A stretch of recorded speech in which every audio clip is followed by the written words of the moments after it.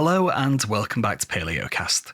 My name is Dave Marshall and you're listening to episode 147, which is the second part of our look at the paleontological sciences within computer games, with Thomas Clements and Jake Atterby, both of the University of Birmingham, and co-hosts of the Palaeocast Gaming Network.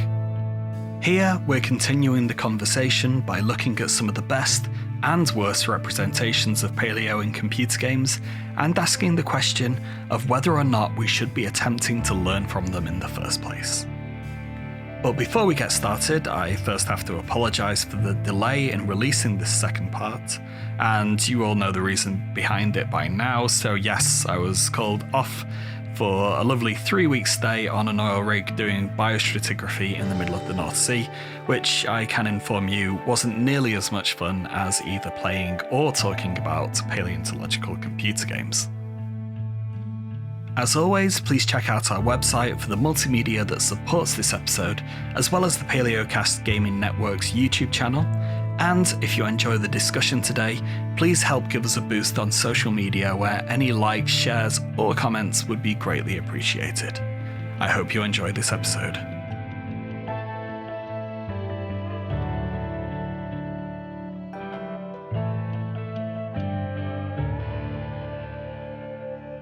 So, who are some of the worst culprits?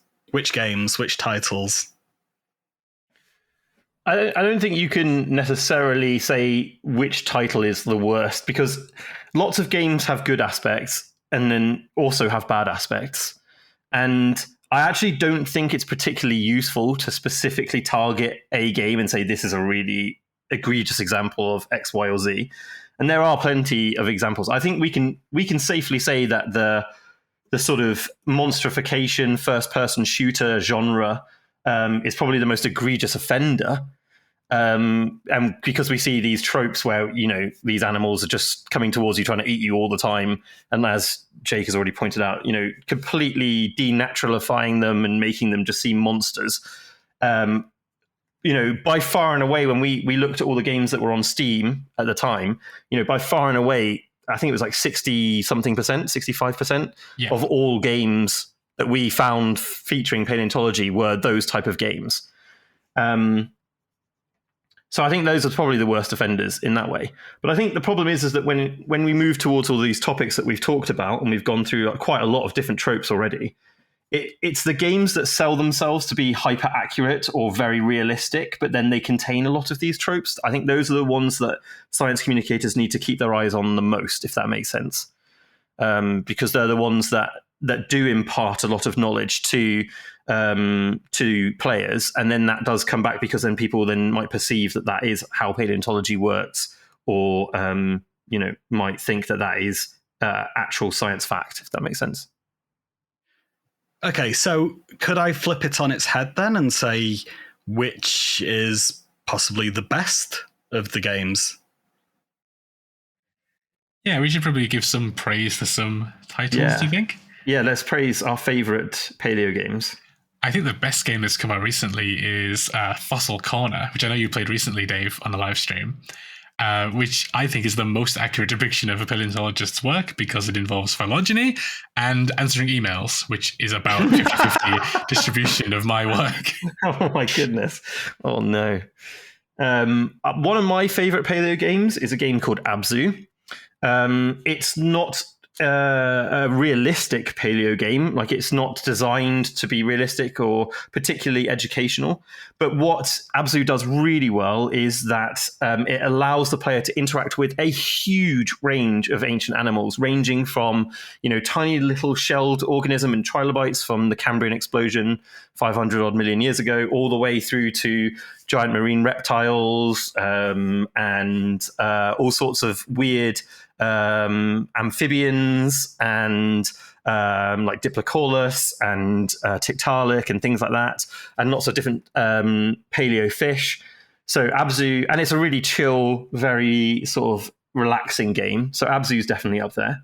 I think we can't not praise Animal Crossing.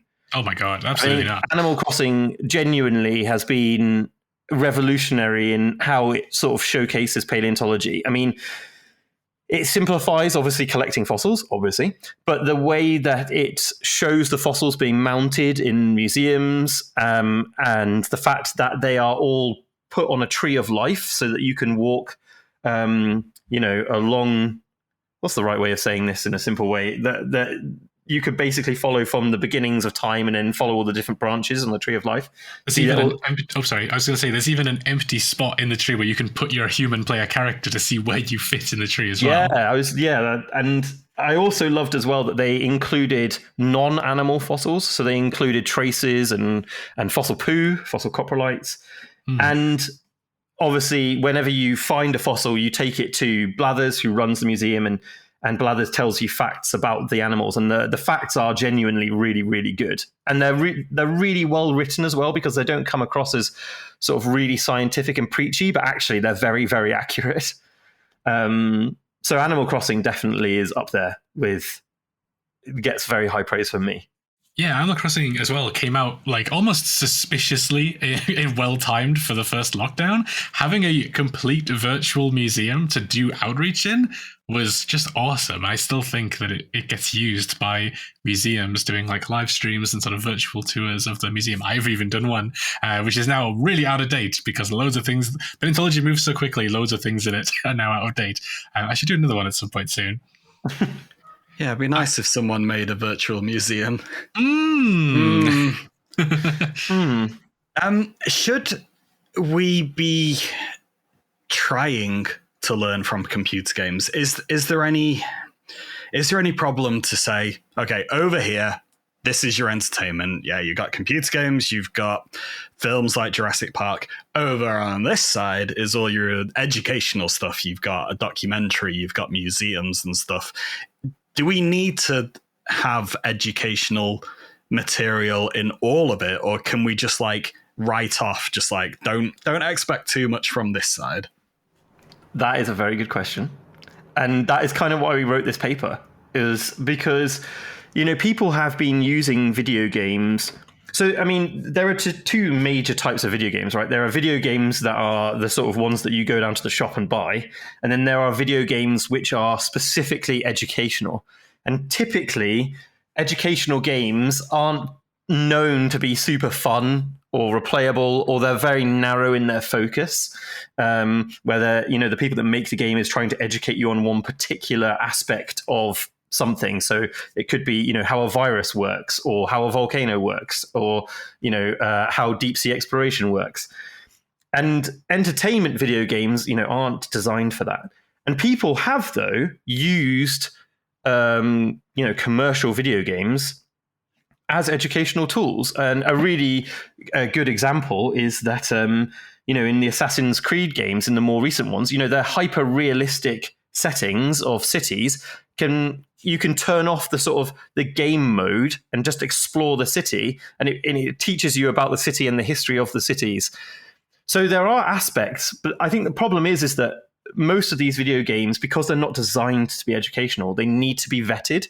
And if you are an educator, it takes a lot of time and effort to go through and vet the video games, which is basically why we wrote this paper. So you don't have to go through all the different video games. If you want to teach about evolution, then there is a section in our paper which talks about the games that do evolution well. And that's basically why we did that, so that you can use these video games as educational tools. Actually, Assassin's Creed has a really interesting parallel for like a non-paleo example of this. In one of the Assassin's Creed games, you can climb around Notre Dame in France. And after that burned down, there was talk that maybe the 3D models and assets that they created for that game could be used in sort of restoring it one day in the future. But unfortunately, they can't, because even though from the outside it looks pretty much exact, the inside is completely different because they've had to accommodate the player. There's like little, places where the player can swing and climb around, and they've made some of the ledges a bit wider so that you can roll around and fight people up there. And I was thinking about this literally on before we started recording this, how that's like the perfect parallel of this, where you have superficially a really nice just touchstone to do enough education, but obviously science communicators or educators in general need to be aware that they're not designed to be educational. They're designed entertainment first. It's just a really lovely coincidence that we get this little taste of education tied in with it, with a massive budget behind it. Okay, and when we're talking about education, I want to make a split between formal education and informal education. So formal would be in schools, in museums and places traditionally linked to learning, and informal would be at home that you just get passively or for enjoyment. So is there a place for video games to teach about paleontology in both of those settings, the formal and the informal? Is this where we talk about your museum? No. Well, you can do. Please feel very free to give me a free plug on my own Palaeocast. I think that video games are a huge amount of people play video games, and that there is, I think, a lot of potential for building educational settings within a video game format, a bit like what you're doing with your virtual natural history museum. But I mean, Animal Crossing is an example of that, right? It's effectively about, collecting different organisms in the same way that a museum used to do, or some still do, and then learning about those animals and teaching people about them. And I think that is, both informal and formal education in its own format. And we've talked about, my mind's gone blank. Fossil Corner. That's another example that has, but I think for those kind of games, you need to be into fossils in the first place to kind of find them. Does that make sense?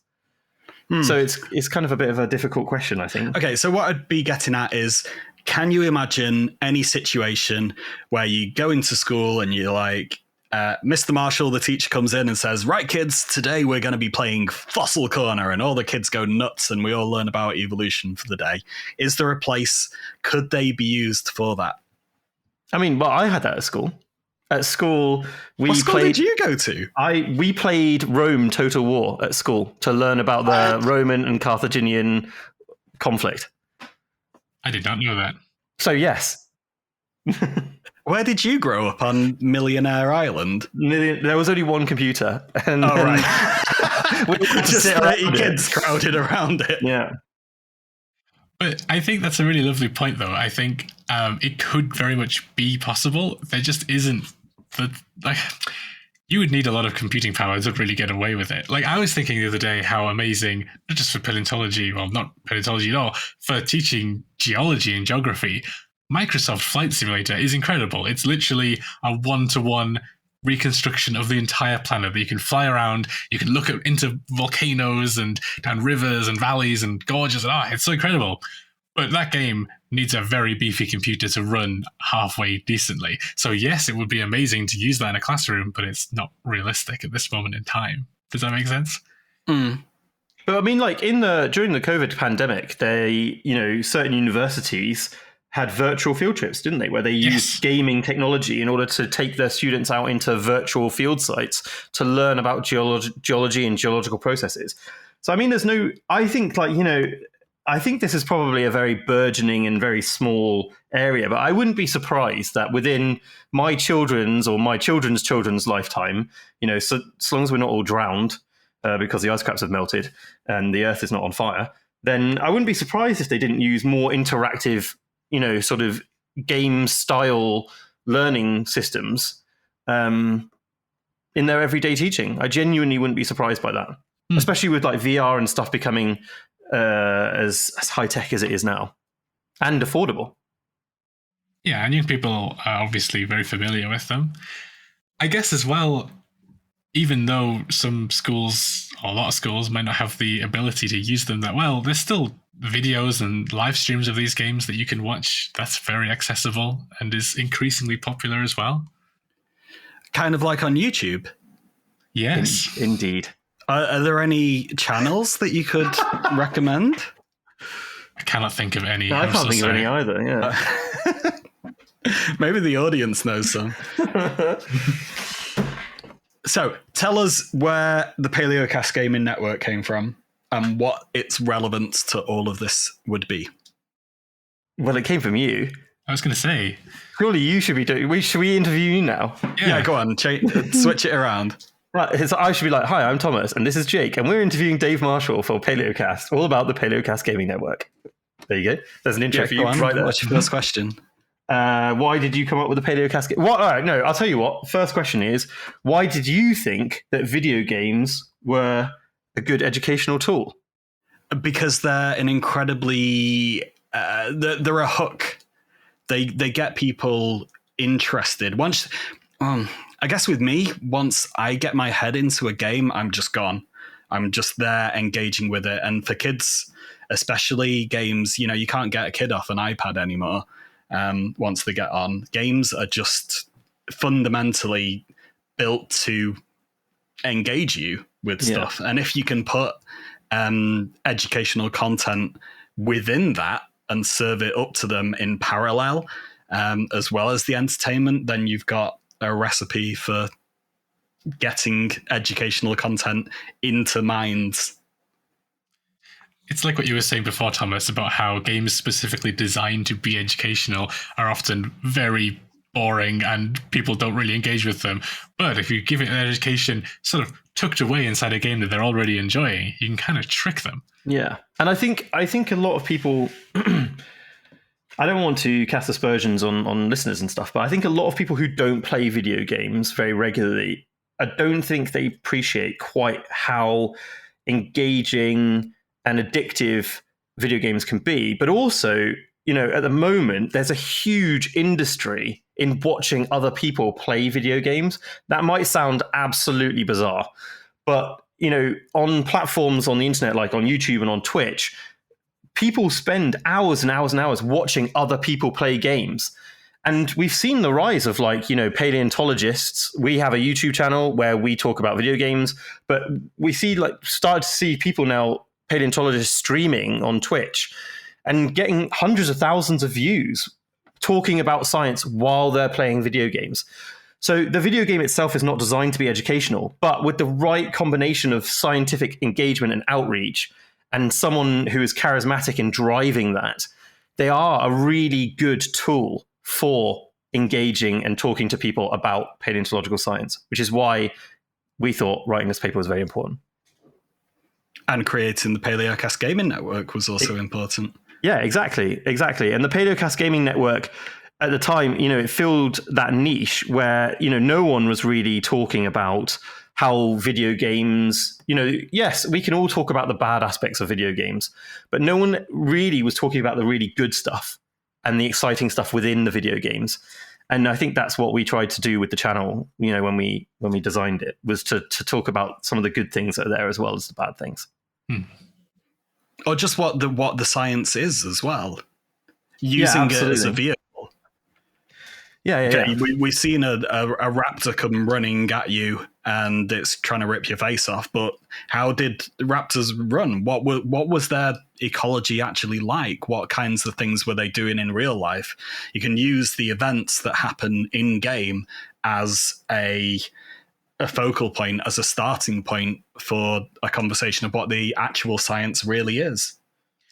It's also worth pointing out just how positive the response to the Palaeocast Gaming Network channel has been from game developers as well. Like I did a video about dragon homology in Skyrim, and the designer of the Skyrim dragons shared the video and thought it was really cool.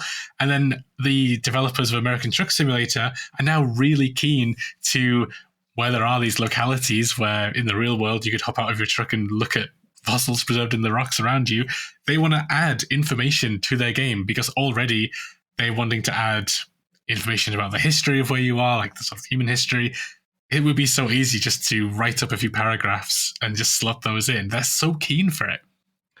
Yeah, and I think also, just lastly on this sort of side of things, is just by showcasing these games and, by, paleontologists streaming on Twitch or on YouTube, like we do, whatever, it does kind of humanize the people that actually do the science. So it's not just, these sort of mythical scientists who wear fedoras out in the field, you know, on their own.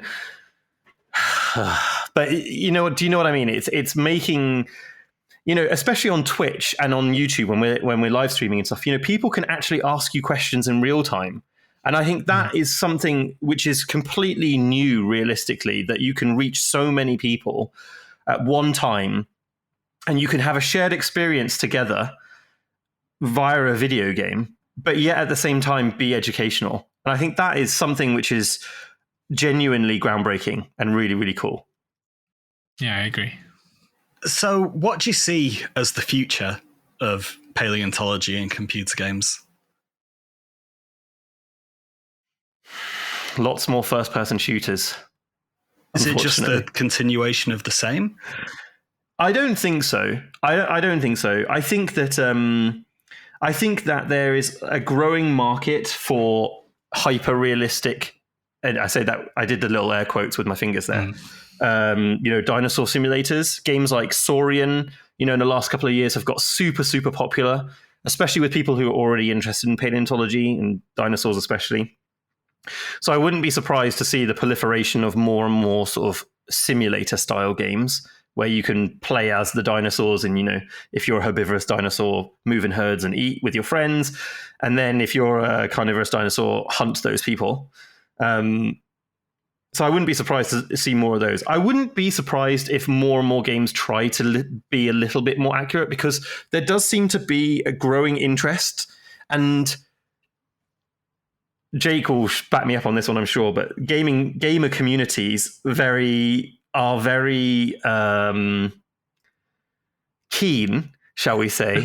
I was going to say exhausting, but okay. Very keen to see, you know, things be accurate and to be realistic. And there does seem to be like a growing appetite for that kind of stuff. So I wouldn't be surprised if that happens. But I do think that, you know, a lot of the tropes that we talk about will just continue because they're easy and quick to do and don't take a lot of thought. I think there is a bit of a kind of arms race almost of people making games like Saurian at the moment. A lot of them are sort of in sort of early development, alpha, beta sort of stages. I guess the future is those games getting finished and sort of, you know, pushing ever forward. There's a game that came out, unfortunately, pretty much after we'd mostly finished the paper of like the Prehistoric Kingdom, which, from what I've heard, I've not played it yet, looks really amazing. And clearly they've focused in on depicting these animals accurately. I think that we're basically going to see this almost divergence of games becoming increasingly honing in on accuracy, but also going the other way as well, as games just got more out there and more ridiculous. I think there are games coming out soon that are just insane in terms of the monsterification of the animals. I think I saw a trailer where there was literally a waterfall of velociraptors just pouring from the sky into a city. That sounds absolutely mad. I know. You can't say it didn't happen. Yeah, that's true. There's no fossil evidence for it, but there's no fossil evidence against it. Mm-hmm. I do think, though, that what I will say is I do think, though, that there does seem to be a growing appetite for more diversity in terms of like ancient animal groups. There seems to be like a lot more little niche games coming out now where it's not just focusing on dinosaurs. You know, we had Ancestor Odyssey come out recently, which looks at the early evolution of hominids and, you know, contains lots of really interesting animals. We talked a bit about Abzu. Yeah, I think that we will start to see more and more. I think there's a game, isn't there, that focuses on sugar gliders that's just come out. So yeah, I don't know. I think, you know, the games, they have to try and find their niche in order to sell, I guess. And so hopefully we'll see a lot more diversity. Maybe as game development becomes more and more accessible over time, you're going to get more people making games about the niche periods of Earth history that they find interesting. I think what needs to happen is video game companies need to take on more paleontology consultants, and I am always available. Just I think we all are, aren't we? Yeah, exactly. Yeah. So, Get in touch with us all. yeah, exactly. Okay, what was the reception to your paper like, both from the academic side, what did other researchers think of your paper? And from the public. So were the researchers like, oh, why are these guys looking at computer games? It's not worthwhile. And were the public like, whoa, leave our computer games alone. These are our babies. We love them. Just why are you messing with something that's just entertainment? Well,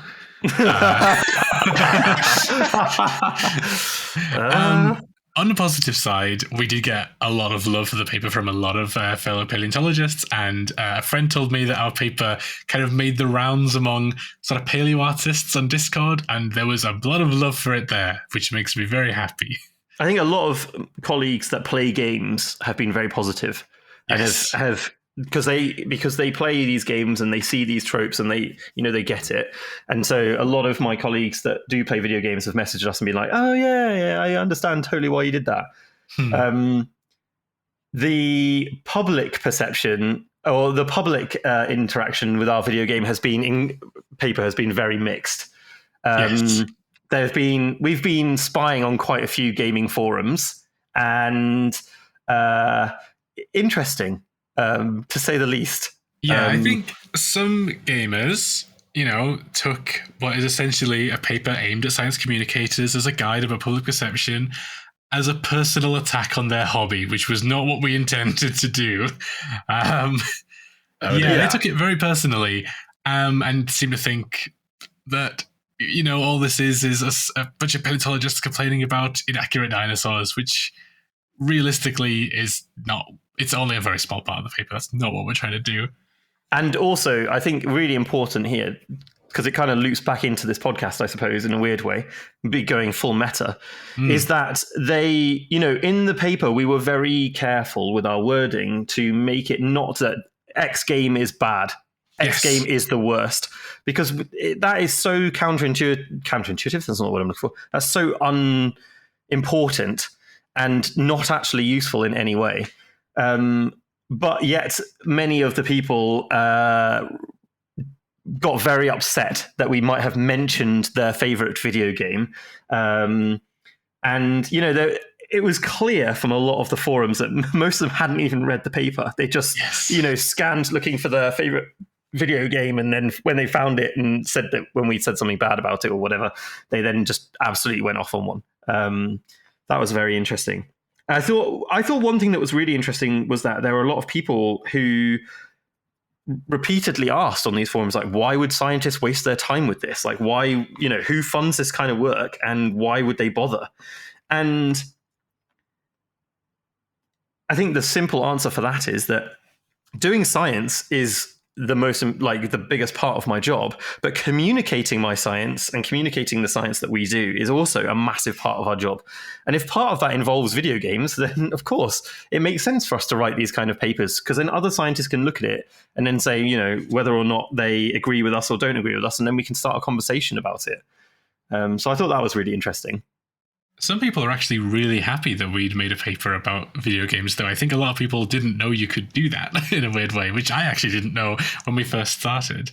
There was one comment that I absolutely loved where it was like, I can't remember the exact wording of it now, but it was basically how, gamers for years have been saying to take our hobby seriously, and then paleontologists do that, and the gamers say, no, not like that, which I thought was very funny. Yeah. I mean, I will say that on one forum, it did culminate in someone alluding to death threats, which was kind of intense. That was pretty wild. Pretty wild. But, generally speaking, the people that seem to read the paper seem to get it. And then they, there were some really, really positive and useful discussions that were had by some of the forums. So I was really happy with some of that. Good stuff. Okay, well, we will leave it there and maybe go play a multiplayer game. Let's go kill some velociraptors. Orion Prelude it is then. Yes. All right. Thank you both for coming on the show today. Thank you very much. Cheers.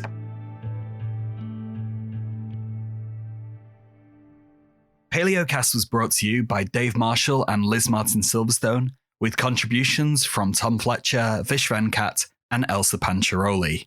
Music was composed by Patrick Kendall Smith. Palaeocast was made possible by funding from the Palaeontological Society and the Palaeontological Association, but the show now relies on funding from you, the listeners. So, if you've liked this episode, please consider donating, and thanks to everyone that's helped out so far.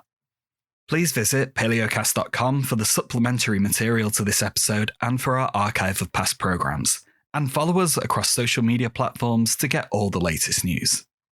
Finally, if you enjoy our podcast, then please explore all of our video content on YouTube and follow our other projects, the Virtual Natural History Museum and the Palaeocast Gaming Network.